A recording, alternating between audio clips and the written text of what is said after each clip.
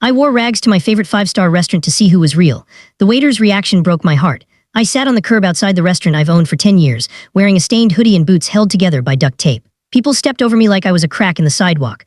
I watched my own managers, men I'd given six-figure salaries, pull up in their German cars and ignore the homeless man sitting near the entrance. They didn't see a human. They saw a PR problem that needed to be swept away before the dinner rush. The air was starting to bite and my stomach actually began to growl.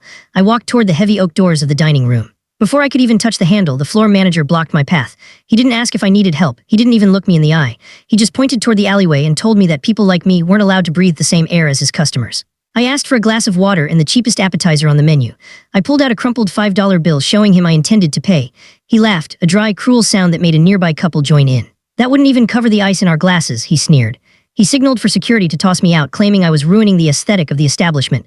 Just as the guard reached for my arm, a young busboy named Leo stepped out from the kitchen. He was sweating and clearly overworked, but he placed a hand on the guard's shoulder. "Wait," Leo said quietly. He turned to me and handed me a warm-to-go container filled with pasta and a fresh bottle of water. "It's my own shift meal," he whispered. "Please take it. Nobody should have to beg for a seat at the table."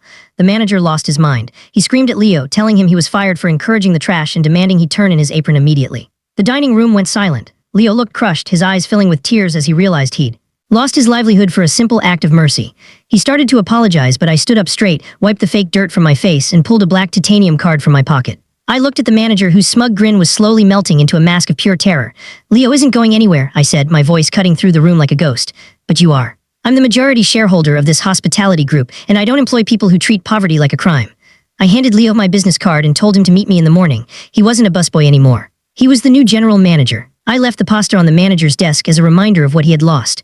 As I walked to my car, I realized that clothes can be bought and logos can be faked, but you can't manufacture a soul. Leo didn't help me because he thought I was rich. He helped me because he thought I was nobody.